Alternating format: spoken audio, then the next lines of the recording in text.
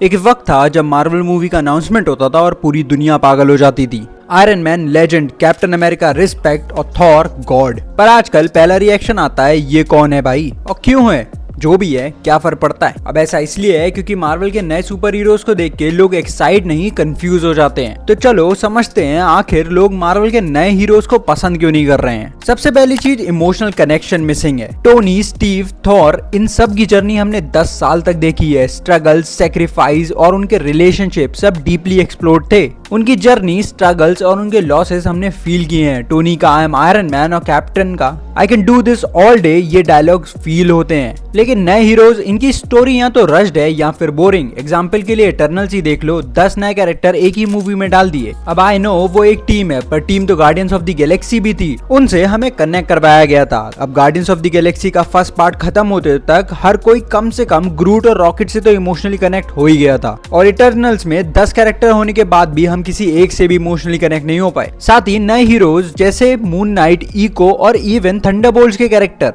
या तो पहले साइड में थे या नए नए इंट्रोड्यूस हुए हैं, जिनके साथ हमें टाइम ही नहीं मिला कनेक्ट करने का। क्योंकि जितना मुझे याद है मून नाइट को आए हुए काफी टाइम हो गया और अभी उसका कोई नामो निशान नहीं है। अब मार्वल ने इतना ज्यादा कंटेंट डाल दिया है कि लोग थक गए हैं। एक्साइटमेंट की जगह फटीग आ गई है। पहले 2 मूवीज आती थी साल में और अब हर 3 महीने में कोई शो या मूवी आ जाती है। 3-4 मूवीज, 5 डिज्नी प्लस शो एक ही फेज में। Moon Knight, Ms Marvel, She Hulk, Echo, Secret Invasion और अब थंडरबोल्ट्स भी लाइन में आ गई है। अब ये कंटेंट ओवरलोड इतना ज्यादा हो गया है कि मैं गारंटी देता हूँ कुछ लोगों को आइडिया भी नहीं होगा कि सीक्रेट इन्वेजन और इको जैसा भी कुछ आया था। और मैक्सिमम लोगों ने मार्वल की सीरीज के नाम पे बस मून नाइट, लोकी और शायद डेयरडेविल ही देखा होगा। और ये बहुत बड़ा कारण है इस चीज का कि ऑडियंस को किसी कैरेक्टर के साथ बॉन्ड क्रिएट करने का टाइम ही नहीं मिलता है। किसी कैरेक्टर की स्टोरी आने के बाद वो ऐसे गायब हो जाएगा जैसे वो कभी एग्जिस्ट ही नहीं करता था। और मार्वल कंटेंट ओवरलोड के चक्कर में किसी और कैरेक्टर पे जंप कर जाएगा। और जब हर महीने कुछ नया आए तो कुछ भी स्पेशल नहीं लगता। पहले मार्वल की स्ट्रेंथ थी टाइट राइटिंग और लॉन्ग टर्म प्लानिंग। अब काफी शोज और मूवीज लगती हैं जैसे बस बना दो।